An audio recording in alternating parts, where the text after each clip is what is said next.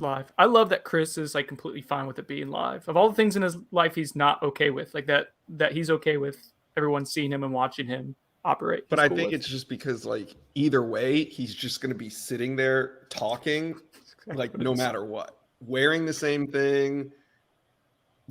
It just makes no difference to him if we're live or not. But I do agree with that, Brendan. It is a surprising outcome of these live shows that Chris is not hot and bothered by him.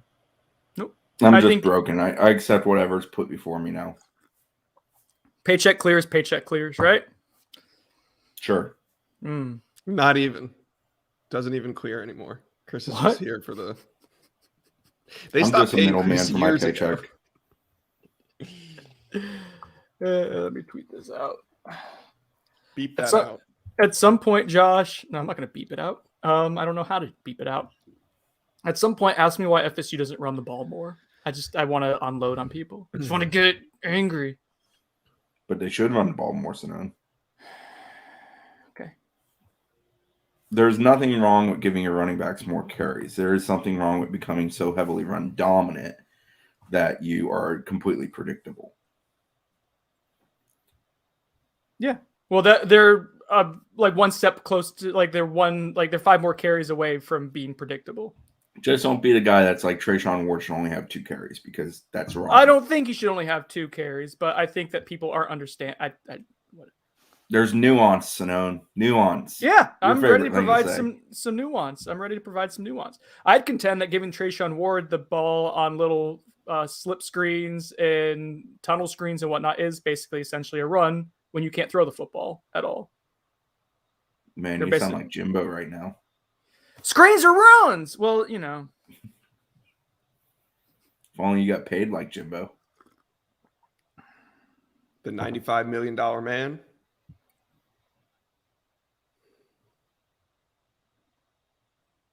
We need to do some metrics on how many millions of dollars Jimbo gets per win. How many? Yeah, we should see how much we get paid per win. Well, that rate's actually drastically increased in our career here. I know. We used to get paid like... Beep that part out. Beep that part out, Chris. That's the part we don't want anyone knowing about. We used to make minimum wages over wins. All right, at 3 minutes, go full bore. Let's do this thing. In and out. Busy Monday. In and out, full bore. Listen to Chris. Football, baseball, kids baseball.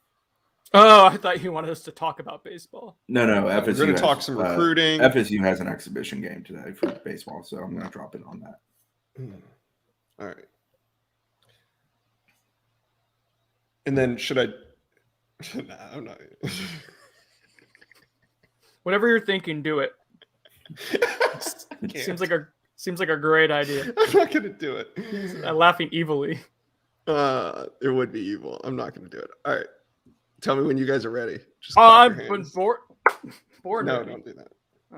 The dog's running away again. All right, here we go. 3, 2, 1. Welcome to On the Bench. I got Chris Nee, Brendan Sinone, and we're here. How you guys doing? We're going to talk some X's and O's after the rewatch today. We're going to talk some recruiting as well. Travis Hunter was in Athens this weekend. Defensive end commitment. Travion Williams was in Starksville, and we'll explain what all that means. We're also going to look ahead. LSU. Oh, he was at LSU. Sorry. Yeah. Good start. He was at Starkville a week before. It's okay. He's pretty much everywhere other than Tallahassee.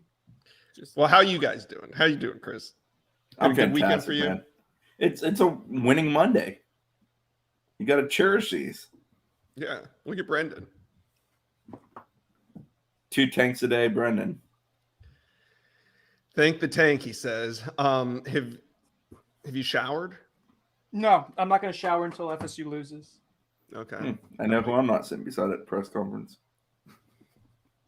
How you feeling, Brendan? Did you have a chance to rewatch? I did. It was fun to rewatch a win, and yet somehow still very aggravated about many of the developments from the win. But you know what? Win's a win. A win is a win. Florida State got that first one of the season, 33-30, over Syracuse in dramatic fashion, of course. I mean, Well, you wouldn't why have would it be any easy? other way, right? Dude, I remember Rick Trickett in 2014, the ACC championship game against Georgia Tech, and Georgia Tech recovers an onside kick. That old man just rolled his eyes and goes, "We can't ever effing make anything easy." And I feel like just since then, that whole season since then, it's never been easy. So let's start on the offensive side of the ball. We'll start with you, Brendan. I feel like you got a lot to get off your chest. So chest lettuce. Yeah, let's talk about it. So FSU scores 33 points against Syracuse. I find the reaction from maybe just the vocal part of the fan base, but it feels like there's a lot. People aren't happy with the way the offense looked. Just for context, 33 points is a good amount against a pretty decent Syracuse defense. Like that's not a Syracuse team that's very good at all. Probably going to end up being pretty bad. Probably going to be flirting with getting to a bowl game. Maybe they'll be below average. The defense is well above average. It's a good defense, stingy defense, one that takes away the run. And FSU ran the ball extremely well. 247 yards, about what I think like 58 of those yards came on Jordan Travis scrambles in the final drive. Phantom holding call, but also a phantom hold, hands to the face not called. So deal with it, ACC Twitter. I thought FSU did a lot of things really well on offense, given the limitations that they had. And those limitations I'm referring to, things we talked about all season really, but it's just been further magnified. That's a good chunk of it. I mean, the offensive line being as dinged up as it was, Maurice Smith came in and actually provided a boost over Bavion Johnson. And Maurice Smith wasn't 100%. Robert Scott clearly still not 100%. Devontae Love-Taylor has not been 100% all season. Darius Washington had a good game, and Dylan Gibbons probably isn't at 100%, but he did some nice things, even though you could tell he was playing through some discomfort. So yeah, he's been very solid this season. Yep, rock solid for him. He's been a good take. So you have those limitations. You have the wide receivers just don't consistently get open. When they do, it has to be extremely schemed up. Like it's not just guys winning one-on-one battles, making great crazy cuts or something like that. Like you're having to do a lot of rubs and crossing patterns and stuff to try to get them. Anyway, I'm rambling here. Basically, what I'm trying to say is FSU has limitations, but they don't block either. No, but people want them to run the ball 80 times a game. Like, go ahead and let me know how that works for you. No, I was just talking about the wide receivers. They don't block. Keyshawn Helton blocked his butt off. Yeah, Keyshawn actually did. Keyshawn had a couple instances of that. And Cam McDonald had one where he created an interception by not doing his job, but he also sprung one of Jordan Travis's runs as well, I believe, with a nice block on the sideline. And he had some other instances where he did do his job effectively. But everybody's going to remember the one where he didn't block and created an interception, which was wholeheartedly on Cam McDonald. That was a hell of a thing to just not. Someone on Twitter to me was like, "Oh, he's in space." I'm like, no, he's not in space when the guy's lined up right ahead of you. Like it's not like you're trying to track someone in the open field. You got to make that block. You got to put a hand on someone. So and then they got lucky on another missed block, the one that Parchment scored the touchdown on. Oh yeah, well, that was Parchment's one that messed up that play. Yeah, he did. People were like, "Why is Parchment getting essentially not chewed out?" But it wasn't the kind of conversation that comes after a touchdown where the coach is like, "Great job." It was much more a learning moment type of conversation. Cam it's because Parchment didn't do his job right on that play. And that's what I'm getting at. We're flirting with disaster here. Cam doesn't do his job and the ball gets picked off. Andrew Parchment doesn't make the correct block on that. It's a fumble. I mean, imagine if that ball gets away and Florida State doesn't recover and run it in for a touchdown. I mean, lucky bounce situations actually kind of went in FSU's favor in this game more so than they did not. And they certainly did on that play with Parchment where he scored. So to add some context to Sonone, who rambled, but I allowed him to ramble. I did not cut him off like he was a good ramble. Me. FSU, when they went 7-man protection, couldn't block it up. They averaged around 2 seconds of protection. Not long enough to get their receivers open because their receivers can't get open. You're running rub routes, they take a little bit longer. You're running things downfield, it takes a little bit longer. 2 seconds isn't enough time. So when you're facing, some man or cover zero, principles like that, basically what Syracuse was running, that's why you go with perimeter screens, running back screens. It's a numbers game. You count it. If you have the numbers, you go with it. You also can set things up. The Keyshawn Helton touchdown was perfectly set up by screen passes to Trayshawn Ward earlier in the process. And that's why that was wide open. Safety bit down, the corner bit down. Helton shot between the two of them. Hot ball right to him, and he grabs it. FSU, I think, tried to go vertical 3 times. The sack happened on one of those, and then he got hit on the other 2. So it was just a matter of they really couldn't do it. Because I did inquire because I wondered was Jordan Travis's arm up to snuff in the sense of being capable of pushing it down the field numerous times within the game? And I was told, yes, it was. It simply wasn't something they could do because Syracuse wasn't allowing them to do it, and they're not capable of doing it with the machinery they have. I said it on the Instant Reaction podcast. I've said it consistently for the last several weeks. Wholeheartedly believe it. I have since the Wake Forest game concluded. FSU is just ultra limited as an offense. It's not talented. The offensive line is very, very bad. And that's me trying to be nice to those guys because I like a lot of those guys. But it's very, very bad. They are ultra limited as an offense. They are smoke and mirrors, trying to make things happen, hitting chunk plays, scoring points. It's amazing to me that they scored 33 points on Saturday because watching that game and rewatching that game, they don't look like an offense that's going to score roughly 5 touchdowns in a game. They just don't look that way. They're not that good. They can't sustain things. They're not even that impressive on the ground. And I'm a run game pusher. Run. I'm here. Why don't we run the ball more, Brendan? Do you really want to know why they don't want to run the ball? If you're not going to talk down to me. I won't talk down to you. I will provide. So to Chris's point, talking about the passing game, because people were really aggravated with the amount of screens. Jordan Travis had 32 passes. 20 of them were designated as a screen pass. The amount of pressure allowed, the time of pressure allowed on the screen passes was 1.65 seconds until pressure, which was 19th nationally. Remember, screen pass is going to allow for more pressure quickly because you're emptying out the backfield or something like that, or you get rid of the ball quicker. Time to pressure allowed on passes that were not screens, 2.2 seconds, 101st nationally. So just on a straight designated drop back, you were 101st nationally this past week out of about 120 teams in the FBS level that played. You can't block it up consistently to get guys downfield. And again, they don't get open. That's something that this fan base just needs to understand. You don't like the screen passes. I get it. As Jimbo Fisher once said, though, screens are the extensions of the run game. Right, Chris? Right? Add to Sinone's point here with Travis, he rushed for 113, I think it was in the game. But much of that was in passing design plays. There was a decent amount of backyard football, a decent amount of scrambles out of passing plays. They weren't designed runs for the most part. No, he had a couple. He did not have many. Yeah, they had a designed run, a nicely executed designed run in the first quarter, and that kind of helped open up the touchdown Chris was referring to about with Keyshawn Helton. You could see Syracuse's defense was keeping its eyes on Jordan Travis as soon as he would take the ball because they ran that little, it was almost like a counter draw concept with him inside early on. But yeah, and then the thing is you can't have Jordan Travis run the ball on designed runs constantly because we see what happens. He gets dinged up and he gets limited. So to the point, why doesn't FSU run the ball more? So they had 37 rushing attempts this past week. Again, some of those are Jordan Travis scrambles. They had 247 rushing yards. They were extremely efficient running the ball, guys. They were top 10 nationally in yards per carry this week. They were top 10 nationally in yards before contact, which is impressive. And I think that plays to what you see with Jordan Travis and him kind of keeping defenses honest a little bit, as well as Syracuse running in a 3-3-5 stack and keeping three safeties back a lot of the time. But what happens when FSU tries to run the ball when teams know they're going to run it? And people saying, why don't you run the ball more? Are basically calling for FSU to, in my mind, run probably 65-70% of the time. What happens when teams know just you're going to flat out run the ball and you try to just put in jumbo personnel and you say, this is what we're going to do.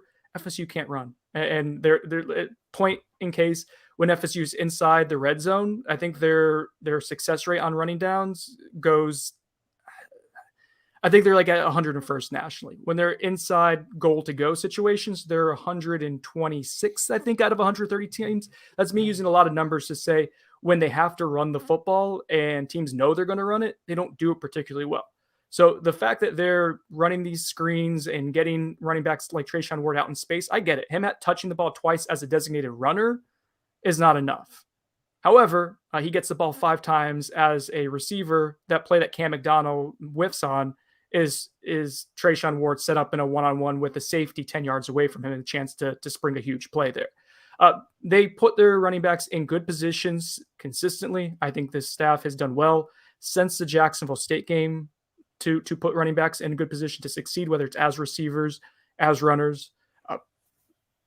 I think this past weekend was what we're going to see this team's identity have to be for them to have a chance to win 3 or 4 more games this season. It's going to have to be Jordan Travis heavy and getting the ball to your running backs in a variety of ways. Yeah, and to add further context to a couple points there, On the run game, if you take away Ward and Corbin's longest runs each, FSU averaged 3.4 yards per carry on designed runs in that game. So not great, obviously. Some of that is Syracuse is pretty good at attacking downhill and tackling. They're very effective at it.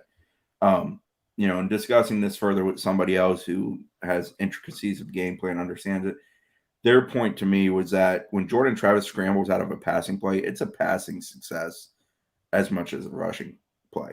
It's not designed to be a run. It's them getting success because the team's respecting the pass. Jordan's an excellent athlete who can then go and create. So there's a lot of that going on. And then on the passing situation, Syracuse was giving FSU the screens to the outside and the screens to the inside. Their safeties in general were playing off.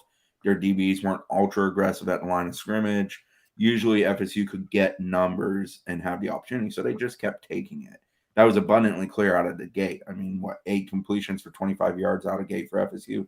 So that sort of points to FSU simply taking what the other team's giving them. Now, if a team's playing ultra press on FSU coming downhill, FSU's going to take shots over the top because they're going to get some one-on-ones. They're going to try to exploit that. But they're just not good at creating their own one-on-ones. That's the difference I think people have to understand is when given a one-on-one, it exists. But in the sense of FSU having a guy shake a guy and then creating a one-on-one situation, that's not what their receivers are capable of doing. They have not been able to in 2 years, and truthfully longer than that, but certainly the 2 years of the Mike Norvell era. Count Monte Cristo asks, in the fourth quarter against Notre Dame, they were running the ball pretty consistently and seemed to be imposing their will. What happened? What happened was that Notre Dame basically just asked FSU to run the football, and they played it super safe, went into a shell. Go back and watch it. Notre Dame is playing a very safeties high. Basic safeties high. The linebackers not triggering. They're basically trying to keep everything in front of them. And FSU, to their credit and the coaching staff's credit, in that game specifically, kept running the football, even with time being an issue, to give themselves a chance because that's what they were getting. They were giving them 8-9 yards a carry. Right. FSU's front five at that point is also a lot healthier, certainly a little more spring fresh, a little more capable of handling it. They're not that now. That group is ultra banged up. Robert Scott's well known what's gone on with him and his ankles. Maurice Smith came back, but is still not 100%. Dylan Gibbons struggles at times during the week in preparation, just in the sense of dealing with offensive lineman issues. Devontae Love-Taylor's conditioning is not particularly great coming off the injury this offseason. He's certainly not in the shape he was last year. He's never been a guy that's been in tip-top shape, but I think he's in worse shape right now than he was at any point last year pre-injury. And he's gotten in worse shape this season. Yeah, that group as an entirety is just, you're very limited. Bavion Johnson's your 6th best offensive lineman. Brady Scott's your 7th best. You don't have options, and it's not a particularly healthy group, and they just kind of have to try to sustain some kind of offense or have some kind of offense while essentially circumventing an offensive line. It's crazy to think, but your most important part of your team is the trenches, and FSU's offense literally is created to avoid their trenches. If we're going to be, I was a little disappointed in the offseason. No, you were wrong for that. But that's the thing. People get so real quick. People get, and then you can answer J Rod's question there, Chris, because I know you've done some research on that. But people get so critical and critique the in-game stuff of how FSU is operating with this super broken down offensive line and limited skill set just across the board. The real critique is you went into this offseason in a position to where Bavion Johnson was going to be your 7th offensive lineman. Brady Scott was going to be your 8th. And obviously Pope getting dismissed, makes those guys all one up. So the real critique is why weren't you able to get more, or why couldn't you get more in the transfer portal? Should you have allocated a scholarship to a backup guard, to a backup tackle, a replacement level offensive lineman earlier in the process? Did you miscalculate there? I think that's the bigger critique in the question, the conversation to have, the questions to ask, rather than, why are they throwing screens, 60% of the time instead of, being able to drop back and pass. I think that's the bigger conversation to have. Sorry, Chris, go ahead. You're all good. J-Rod31 asks, when Norvell was at Memphis, did his receivers create their own one-on-ones? I can't remember. Yes, they did. And it's multiple receivers on the same play. That's sort of the key to what a Norvell offense is supposed to look like. Most teams it's supposed to be 2 to 3 options. A true number 1 and number 2. No, FSU doesn't. But I'm saying most teams do. If you're a true number 1 or number 2 wide receiver, that means you win at least 50% of your one-on-ones. You're a guy that can go up and get it. Well, I think last year FSU, I can't remember the exact number. I think it was like a half dozen one-on-ones FSU won all of them. And if you go back and look at where teams win that many. If you go back and look at like the yards after the catch or broken tackles that were forced by the wide receivers last year, it's bottom 10th percentile nationally. It's crazy to think like at Florida State, given the abundance of talent in this state, even if Alabama and Clemson come pick them off, that you don't have guys who can make plays in Look space. At our wide receiver catches. They're fighting for everything. We're never running free. You never see a wide receiver just running free across the middle with an easy catch and run afterward. I mean, 5 games into the year, the leading receiver has essentially a season total that's equivalent to a good receiver's game total. Who is the leading receiver right now? I think it's Pokey. Is it Pokey? Mm-hmm. Yeah, I'm not 100% sure. I don't have the stat in front of me, but I think it's Pokey right now. I think it's something in the range of, Brendan, you can grab this, but I think it's somewhere in the range of like 9 catches for somewhere around like 160 yards and a touchdown. That's like Florida State's number 1 wide receiver stat line. And I guess he's number 1, right? I'm looking. Hang on. I mean, Pokey is probably. Well, I mean, Parchment was supposed to be, and that just hasn't happened this season. Ontario Wilson, 9 catches, 133. Look at Josh Noner off the top of his head. 9 catches, 133 yards, 1 touchdown. They have what's his longest reception? I don't have probably like 35 yards. Oh, it's not right there. I'm sorry. I figured it was. That's right okay. There where you were. Not on the CFB stats. I mean, they have three players who have over 100 yards receiving in total: Andrew Parchment, Ontario Wilson, Cam McDonald's a tight end. I mean, Pokey had the shot at Wake, right? And was that a 60-plus yard shot? Yeah, that was a deep play. I feel like it was. So that's half of his yardage in one play. And Andrew Parchment, how much of his total of 100-something yards came, 85 or so was against Louisville, and a lot of that was in 2-minute stuff that isn't just within the context of the offense. Now, you look at what they did at Memphis, and they had NFL talent. Anthony Miller, stuck in the league for a while, was a second-round pick. DeMonte Coxey ended up not getting drafted and kind of fell off after Norvell left. But you look at the production they had in the passing game at Memphis, and it's staggering that it's dropped off as much as it has. You don't have to be an NFL talent to be able to win one-on-ones against Jacksonville State and Louisville, though. Like, you don't have, like, I'm not saying you don't need but you need time, and this offense doesn't afford time because the O-line is so bad. And so I think you need one or the other. If you have both, you're going to be damn good. FSU doesn't have either, therefore they're not any good. It's just going to be a frustrating offense. Like, people need to buckle up and understand it's not ever going to be really a fun offense this year. Yeah, it's we just should be not thankful capable. they scored 33 somehow. Yeah. I mean, it's like Chris said earlier, it's kind of miraculous that they scored 33 against a solid defense with the offensive deficiencies they have right now. I can't understate that enough. They scored 38 against Notre Dame. Now, Notre Dame hasn't proven to be a very good defense this year, but still, they scored well above Notre Dame's average in that game. Some of that's Notre Dame let up a little bit at the end and allowed you to move the ball, but still, you did it.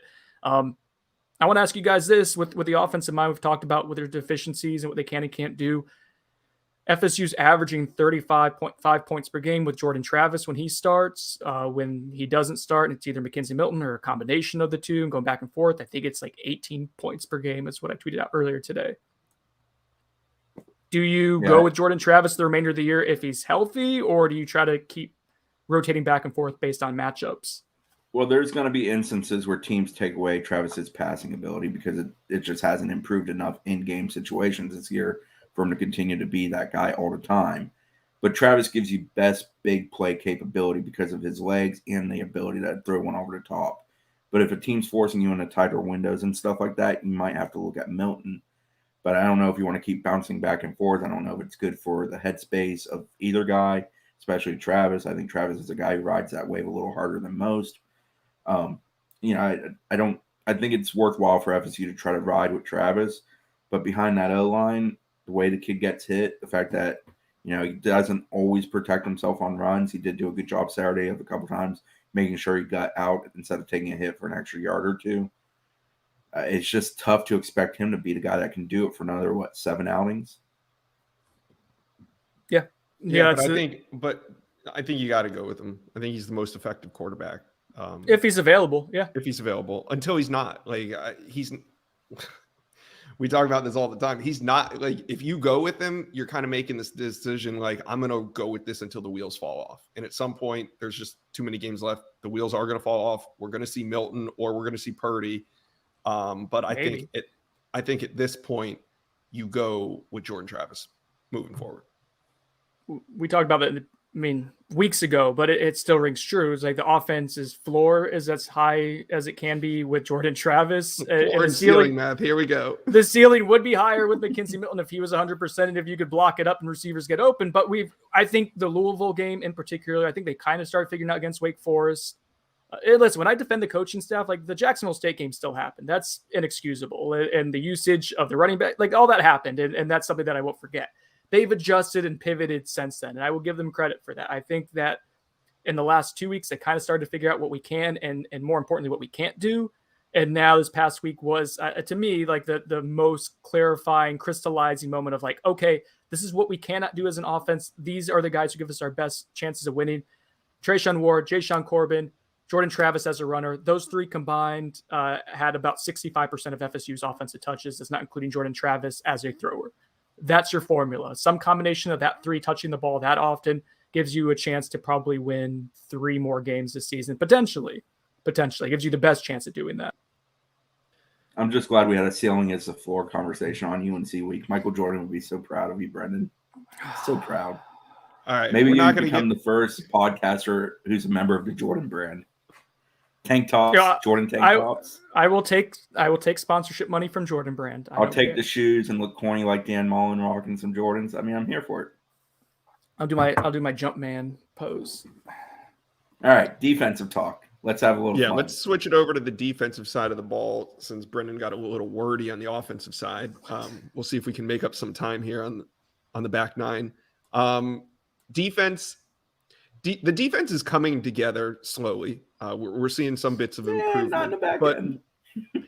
But what isn't? I want to talk about what isn't clicking. The back end. Yeah, mainly on the back end. We look insanely confused constantly. All right, there we talked about the defense. Moving on. What did you see on the rewatch, Chris? They look insanely confused. There are plays where what's going on the right side and what's going on the left side looks like 2 entirely different brain systems. Where is the disconnect at the sideline? Is the disconnect on the field? Yeah, there's some issues on the sideline. There's a play where the defensive play calling, in the sense of getting substitutions, and fully botched the play. I believe it's the 26-yard touchdown play. That was the 3rd and 10. Yeah, I don't remember how many yards, but that sounds right, Chris. The one where they went across the middle. Sidney Williams was late to recognize. Kevin Knowles got spun and went to the right corner in the 4th quarter. And no linebacker was deep enough to make a difference on the play. And the guy catches it cleanly, gets to the pylon. Sidney Williams hits him there, but he scores a touchdown. Yeah, they could have gone across the middle all damn day if they want to. FSU was non-existent in the middle of the field. And it's a mix of linebacker and safety issues, but also guys covering on the slot, corners, nickels, those types are having issues with knowing how to pass guys off, knowing where to go when they pass guys off. It's a mess. Like, it's amazing how many plays 4 yards off a line, a guy is free, and then he is running free for 2, 3, 4 seconds where there's not a soul in the picture with him.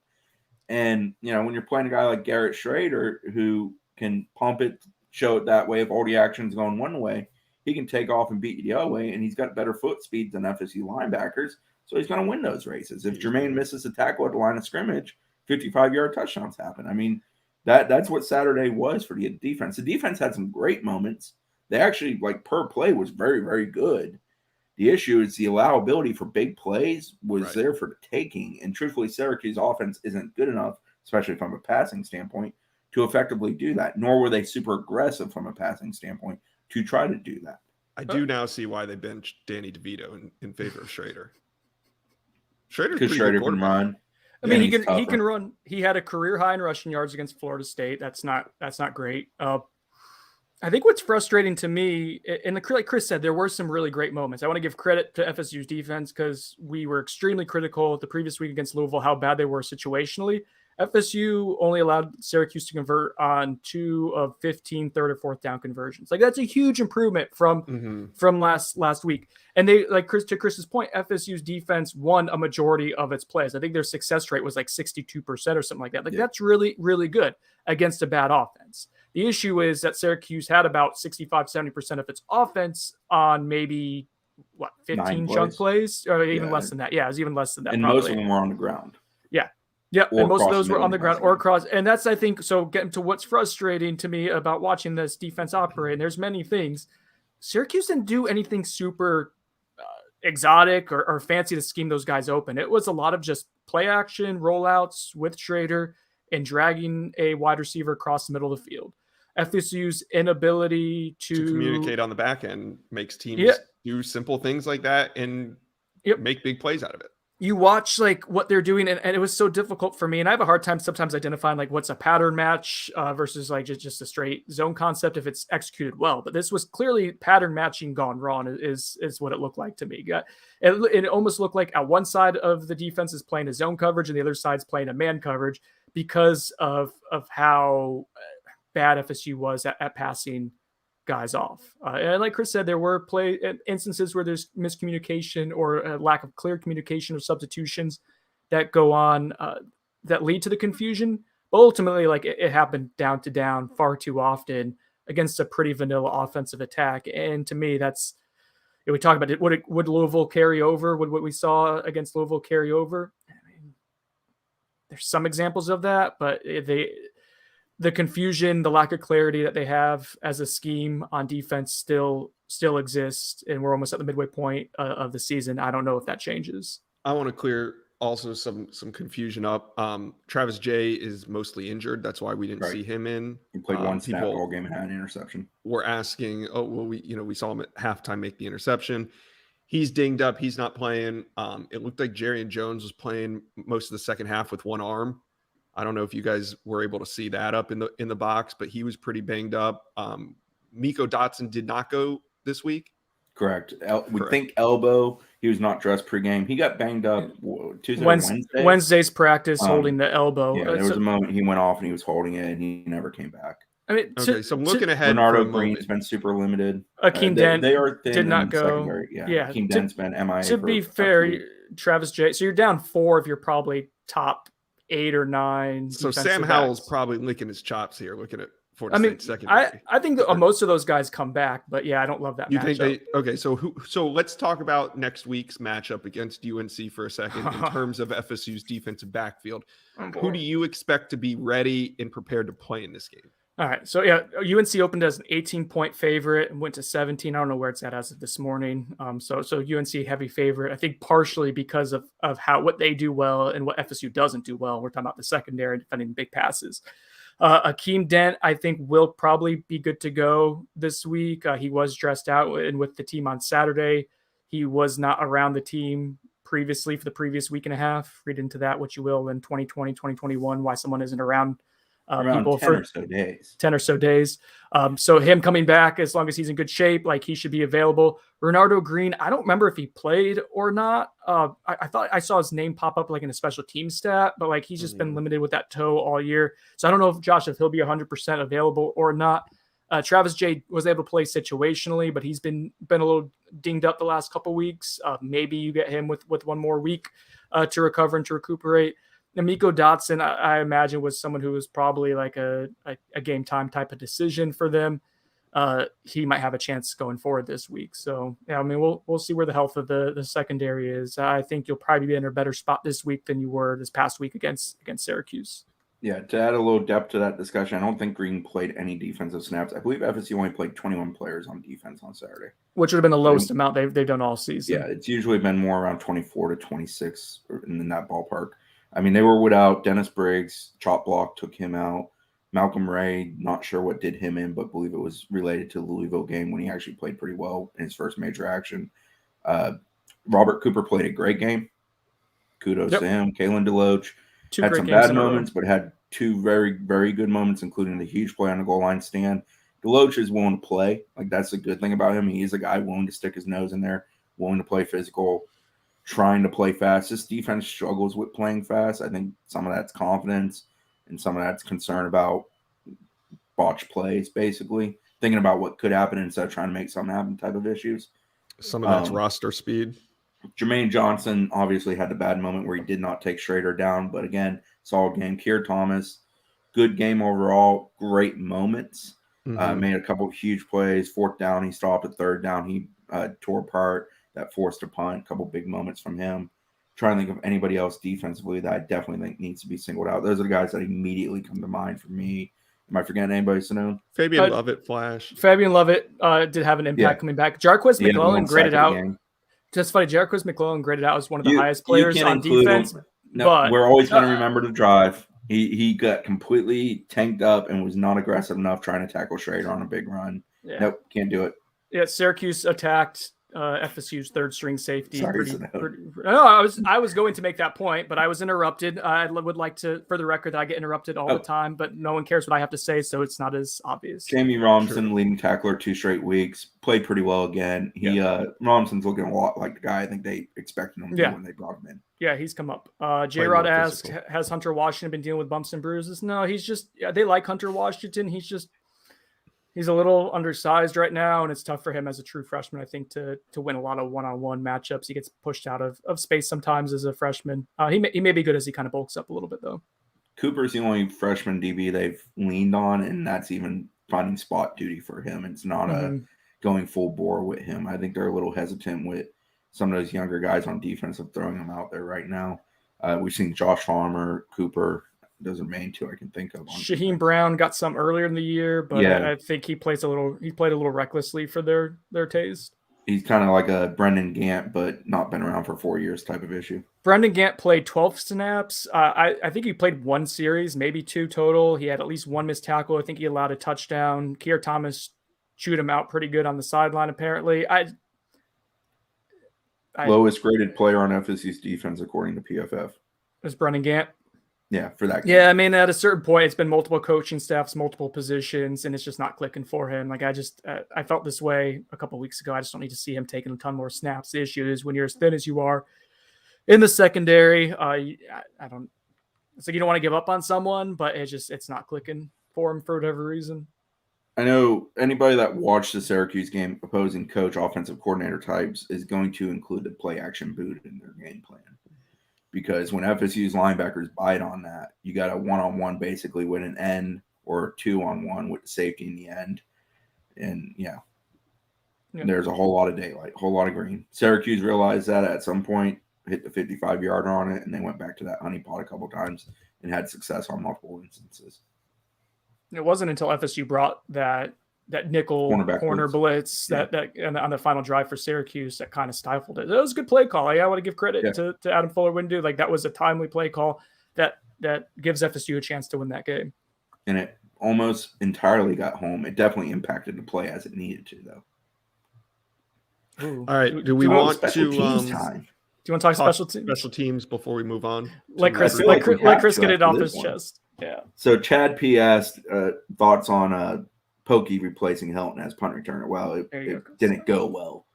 I mean, Pokey laid one on the ground. You can't have that, plain and simple. He also had the one where he kind of came up and fielded it around the 50. That was sort of uncomfortable.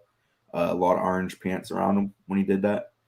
And special teams for this team is a mess right now. It's so disappointing. Punt returns are, from a FSU returning it standpoint, punt returns have been ineffective. And when you're giving the ball away, which didn't immediately created points, but swung the field and created points on the second possession for Syracuse after it, not a good thing.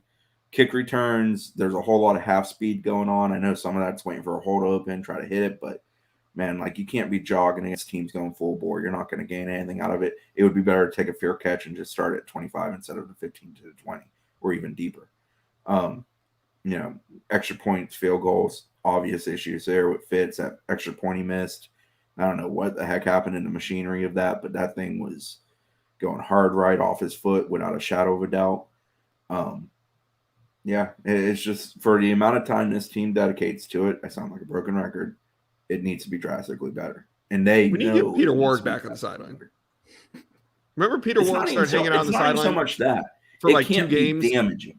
In one of them, DJ Matthews ran a touchdown back and ran it right by Pete and waved to him. We need to get Pete on the sidelines. Well, that was against like an FCS team. But to be fair, they didn't do that against FCS. Special teams just can't be damaging to this team, and right now it is. I would contend it has to be. It's creating a point differential that's a negative.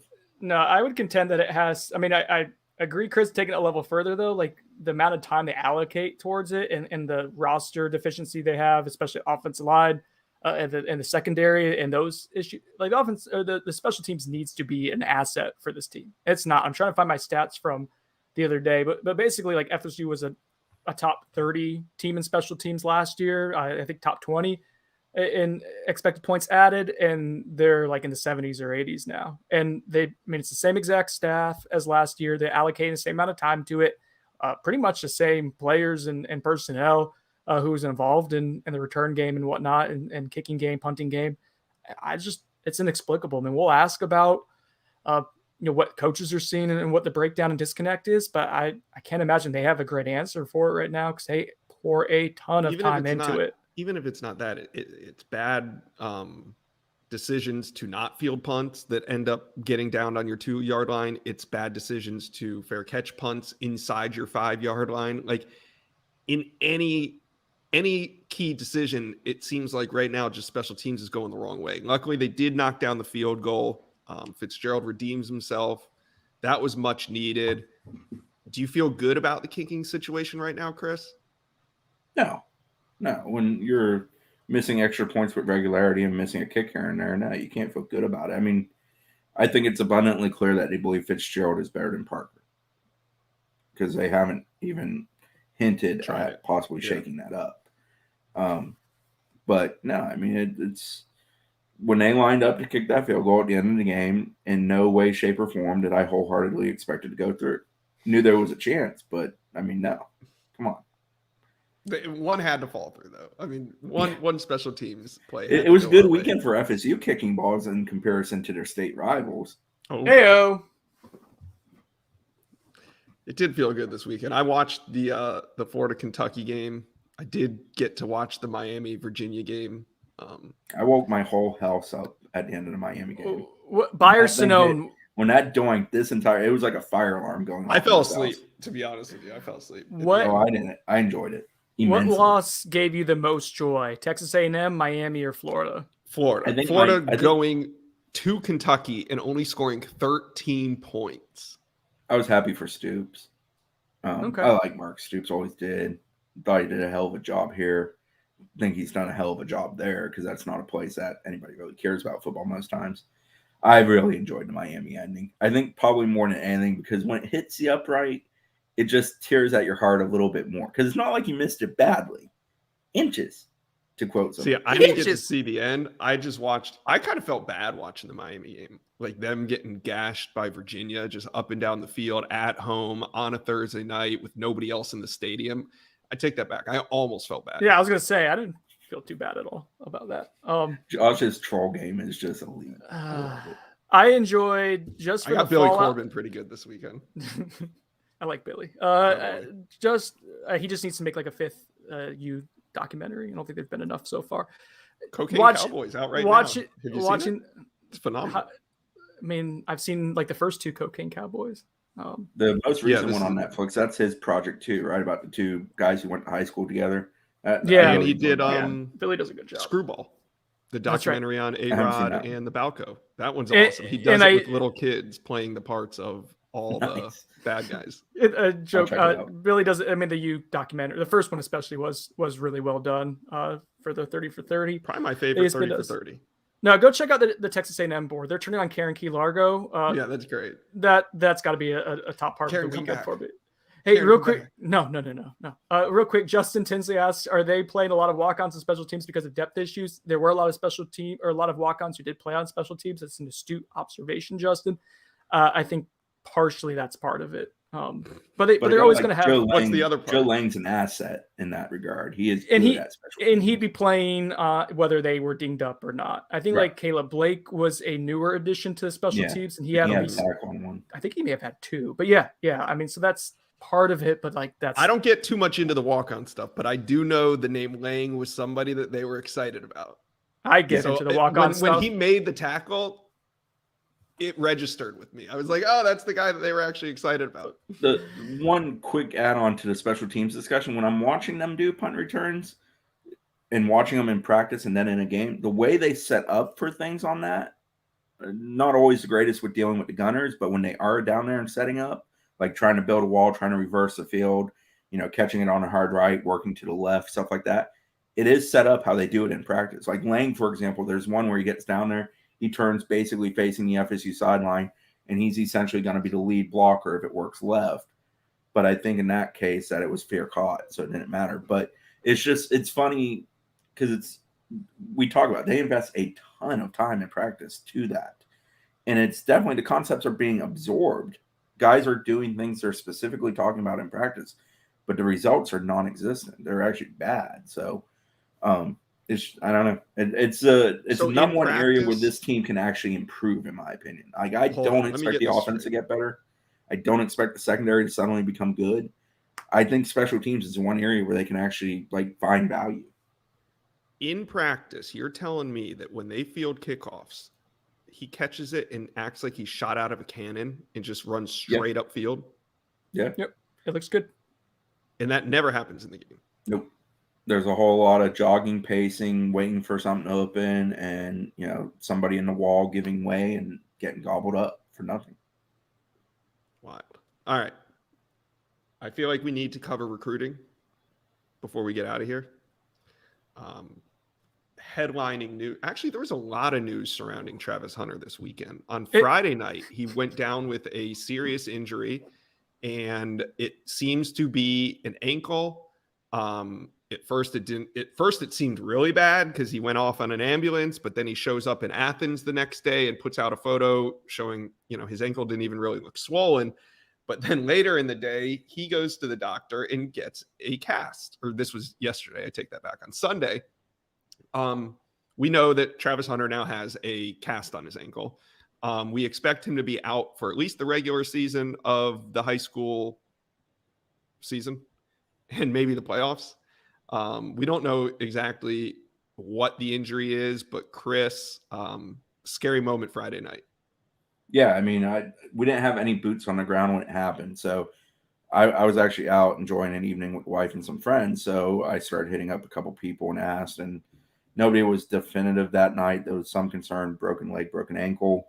I think there is still some concern that may potentially be a broken ankle, but clarity on that's been tough to come by. It's definitely ankle, we believe. Whether or not it's broken is a question mark. But yeah, hard cast now. He said 4 weeks, but I think it's going to be at least 4 weeks. I think, that's the optimistic view of it.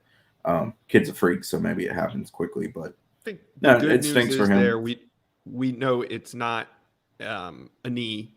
Correct. It's not a knee. It's not a serious broken femur or, something that could have lasting effects. I believe it's ankle related. Yes. We believe it's ankle related. The photos that he showed on Instagram were all of like his ankle. And how far up did you say the cast went when you saw? Up his calf, under his knee, but not up to his knee type of thing. Normal foot, ankle kind of cast that you're going to have, but not a boot. I was wondering if we were going to see him in a boot or a cast. It was a cast. So that was a interesting thing. And then he showed up, as you mentioned, to Georgia on Saturday, unofficial visit. Zach, who does a great job, has a good relationship with Travis. I almost called him Tyler Hunter. Zach has tried to catch up with him. We've not had success. He's not the only one. Josh, at the advice of somebody on the message board, immediately reached out yesterday because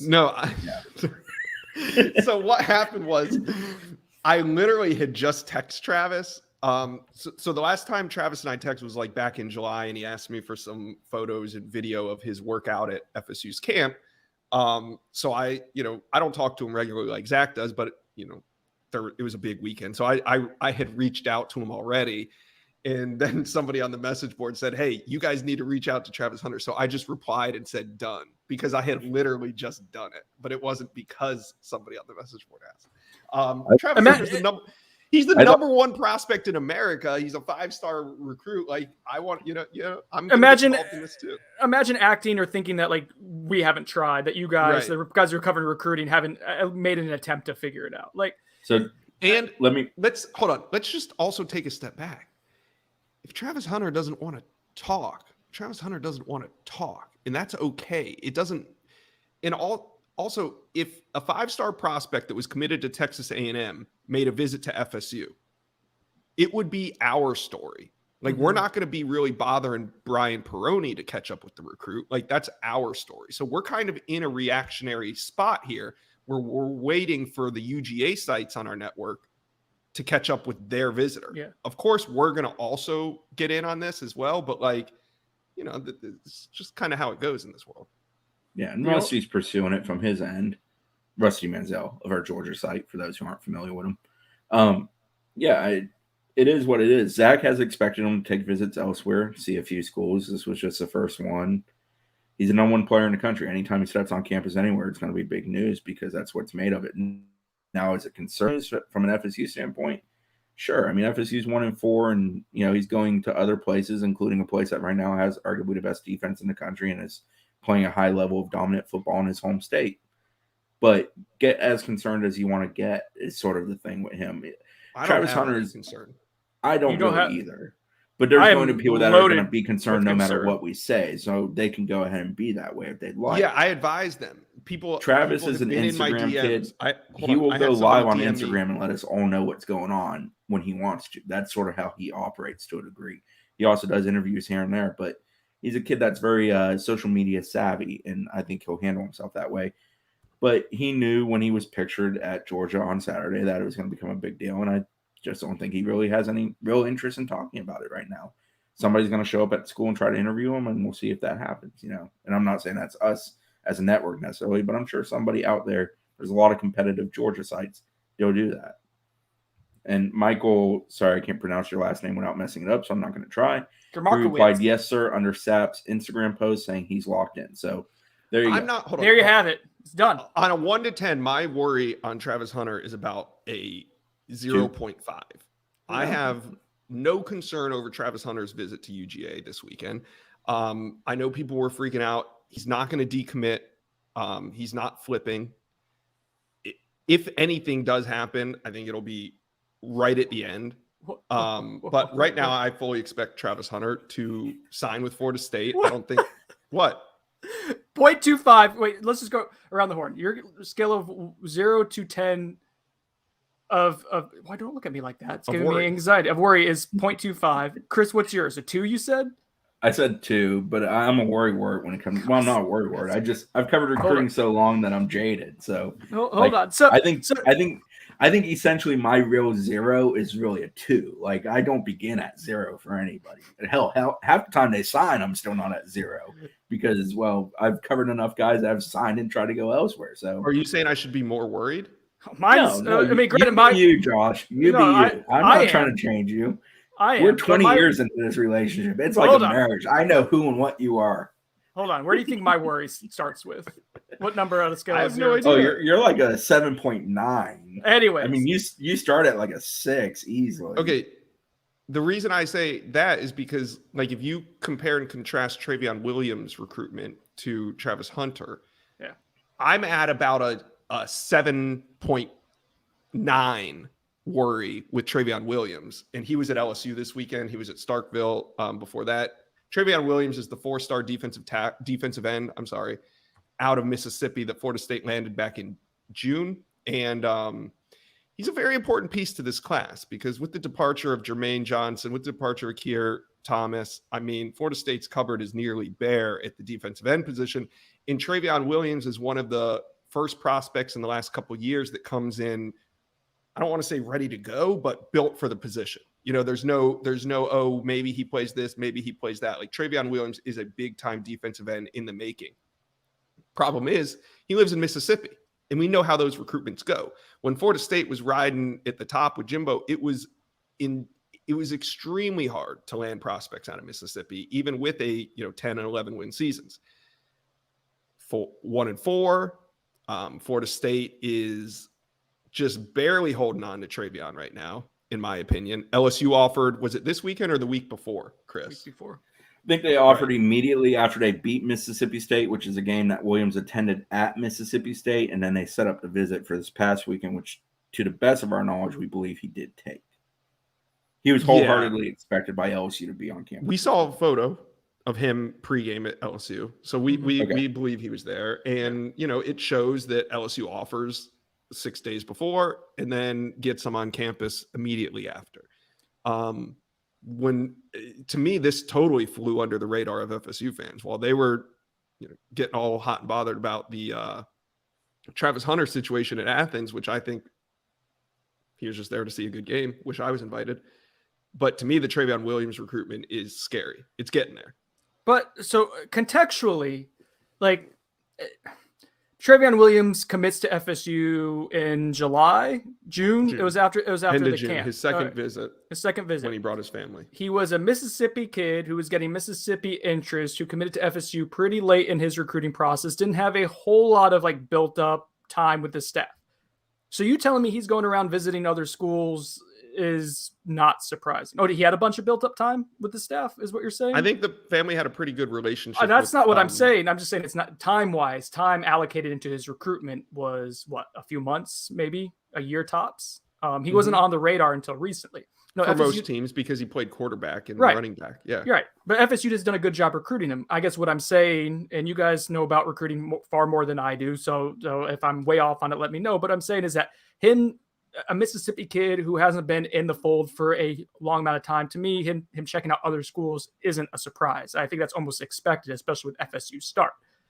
Travis Hunter, who is the bell cow of your class, who is the guy who's holding it together despite starting off 0-4, going and visiting the number one defense not in the country, maybe one of the number one defenses we've seen in the past decade in person for a college game day game, when he hasn't visited anywhere in months other than Florida State, is a reason to be more than a 0.5 or 0.25 or whatever it is. I'm really not concerned over one singular visit to the best game in the Southeast, which was 2 hours. How far is it from his house? Within 2 hours, yeah. Within 2 hours of his house. I'm really not worried about that. When you take into account what happens to Mississippi recruits that get recruited by Mississippi State, Ole Miss, and LSU, I think it is highly more likely that Travion Williams flips than Travis Hunter. Oh, I agree with that too. But Travion Williams. So that's why I'm truthfully not worried about a singular visit to UGA. Like, I think there's going to be other visits that Travis Hunter takes. I think that the season's going to continue to go on. Like, I have no concern over Travis Hunter decommitting today, this week, this month. Zero concern over that. Travion Williams.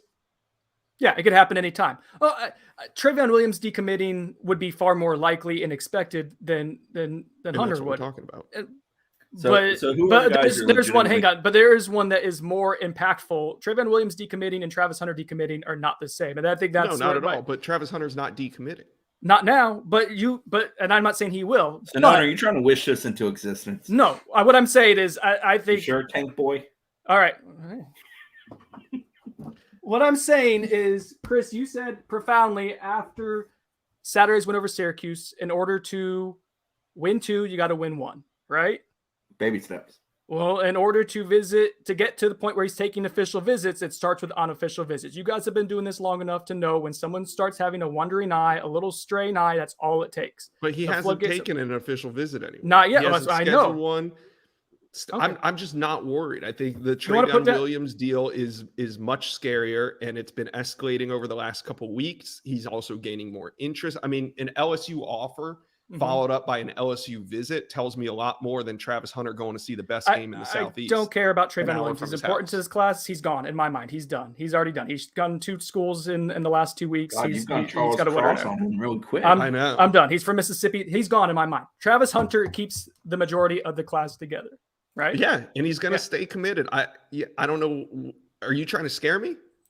I'm trying to say that 0.25 when he hasn't visited anywhere at all, and to say he has said he said in the summer he was going to go see some games. He's told Zach. It wasn't in the summer. It was in the last month or so. There wasn't a whole lot of going to visit games when FSU was. No, he told me he was going to visit. He was probably going to visit Alabama. No, that's going to be fun. That's going to be. What do you think the odds are? Do you want to put money down on it right now that he takes an official visit somewhere other than Florida? He already took it to Florida State. You think he'll take a second official visit in this recruiting cycle? I think he might. Okay. All right. That's all I needed to know. That's not good. An interesting side note in this discussion, we don't yet know this answer, is what are the 2 young men we've been talking about, and then a guy like a Baugh, for example, because he showed up at Georgia again this weekend. What are they saying in those group chats? What are they telling their fellow recruits, especially in Hunter's case, because he is sort of viewed as the leader of that group? Mm-hmm. And also, what are they communicating with the staff about? Wait, the leader of that group was visiting somewhere else this past weekend? Be quiet, Sino. I can't imagine Hunter went without notifying at least Marcus Woodson that he intended to go. Like, I don't think that's something he would allow Woodson to learn via the internet. So that's the interesting part of the discussion to me. It's FSU. They're 1-4. It's a tough job to hang on to recruits when you're really good because other people really want recruits. So there's always a competitive nature of it. When you're 1-4, it's tough and you're fighting the battle. And to this point, they've actually done a really good job fighting that battle. They've done an awesome job. Yeah, they have. You see decommitments left and right. Florida State has started 1-4. And it was even if they were 4-1, yeah. Even if they were 4-1, you're still going to see decommitments. I mean, that happens. So guys are going to decommit from this class.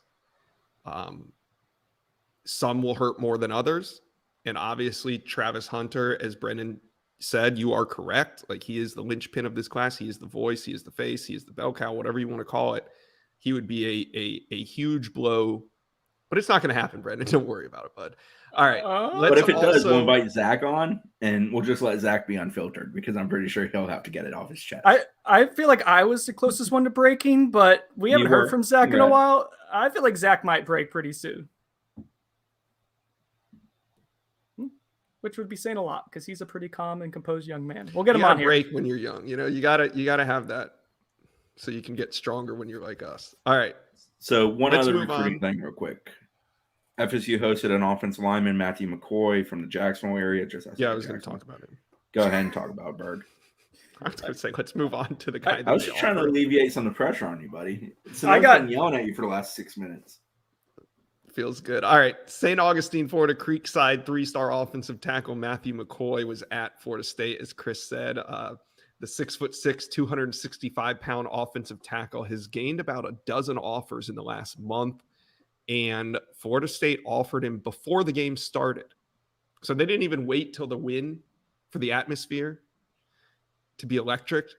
Mike Norvell actually went up to McCoy before the game and told him that, he liked his film, he liked his physicality, and he liked his prototypical length at the tackle position, and they were going to offer. Mike Norvell let him know that they're going to continue to recruit him.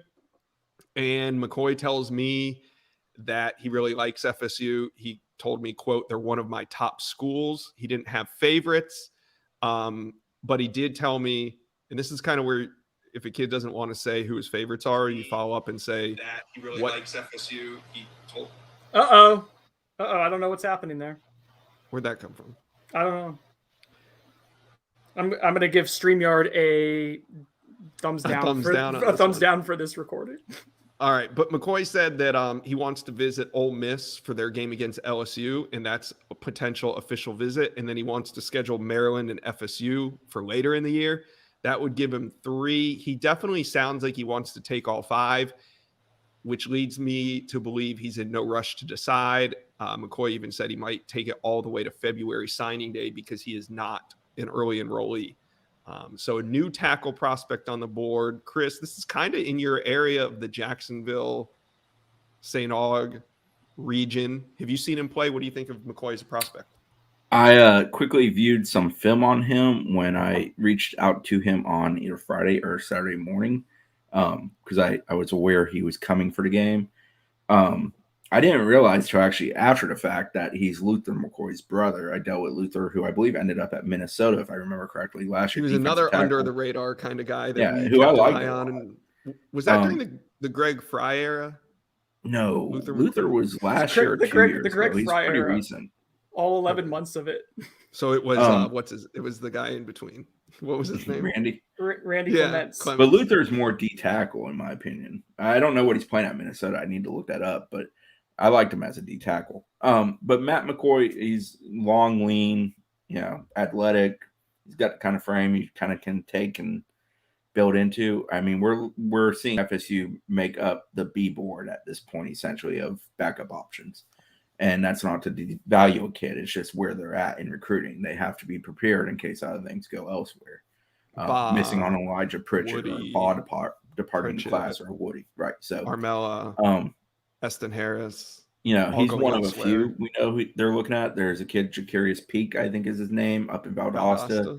He's another kid they're looking at. They haven't offered yet. They were trying to get him in this weekend, but he had homecoming, so he was unable to make it. But I think he's probably one worth keeping an eye on, see if he comes for UMass or even Miami.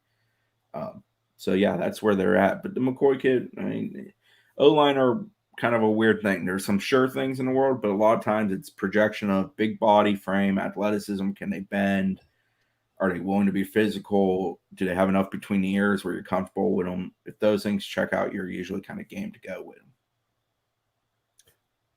I know we like Florida State's offensive line class, but it's interior offensive lineman heavy. I think really the only prototypical offensive tackle would be Daughtry Richardson, and he's a developmental prospect. I mean, really, to be blunt, they're all developmental prospects. Everybody committed to Florida State right now. Nobody committed is expected to make an impact next year. Not to say that they don't favor these guys, but if you lost somebody that's currently committed and you replace them with somebody like a Matthew McCoy, to me, I mean, I know it's not a name that we're familiar with and have known about as long, but he's at least a prototypical tackle. He has that kind of size. If you're gonna forfeit a guy or two that's currently committed and replace him with somebody that's 6'6" and 265 pounds, like, I don't know if you're really truly losing that much. You're basically trying over recruit offensive tackles if you're having to replace an interior. I think that's what Florida State has done. Yeah. I think they've over recruited at the position, anticipating that this might have been the outcome for the season. I think if they were expecting to win 11 or 12 games, I don't think they would have gone into the season with 6 offensive line commitments. I think they would have, held some guys off to see what they can do, but I think they were pretty aware of what they were facing and what they needed. I don't think they necessarily need 7 or 8 offensive linemen. I think they need probably 5 quality ones. And then you go to the portal for the supplements. I don't know if you want to take 8 offensive linemen and then add portal. Is that crazy? Yeah.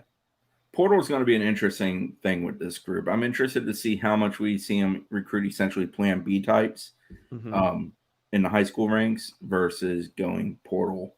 Because portal hit rate for them is so far not great overall. They've had some that were great. Similar to what FSU does at JUCO, I think, 50-50. That's probably, truthfully, nationally pretty similar number. I mean, who's done a phenomenal job in the portal this year that's having great success from it? I know Michigan State is a team that people have pointed to as a portal success story. Alabama.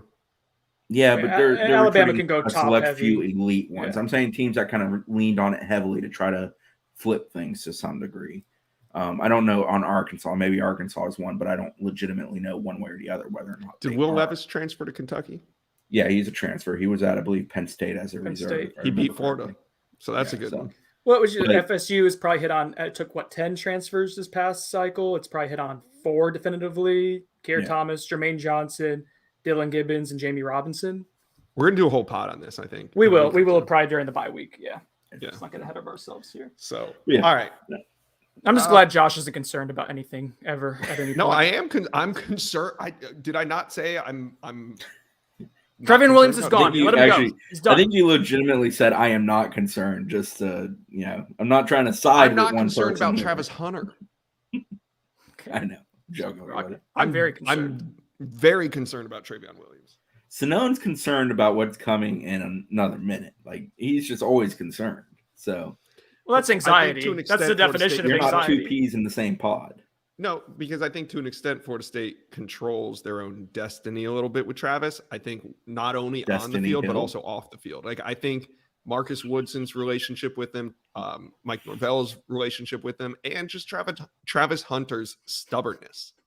I think there's something to the fact that he's already committed to Florida State and just wants to prove everybody wrong that he's not going to decommit. And there's just no concern. All right, that's a good approach. Let's just Travis Hunter, you won't decommit from Florida State, you big baby. There we go. Let's just pressure him. Oh God, I can't wait till somebody clips that. Oh no, Jesus, buddy. Tank top.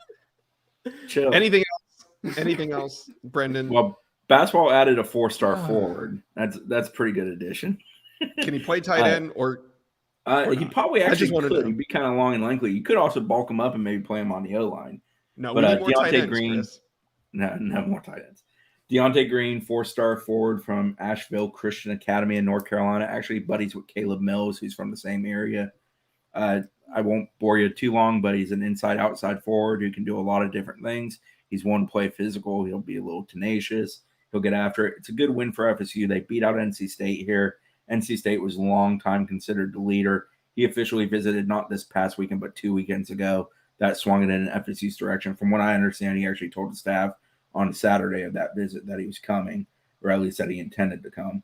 So good win for FSU. They also beat out Wake in Tennessee, but for the most part, it was NC State. He's ranked currently number 92 overall by 247. Jerry Meyer, who's national scout for us, a versatile and skilled big man with shooting touch.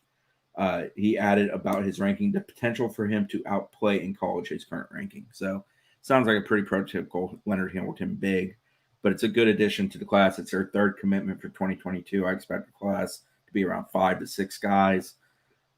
Yeah, that's about it. All right. Well, thank you for the hundreds of people listening online right now and the tens of thousands that listen to this podcast weekly. Get it on its sponsors. For Chris Nee, for Brendan Sonnone, I am Josh Newberg. We've done better. Thank you. Oh, you want me to end the broadcast? No. Let's just go about our day on here.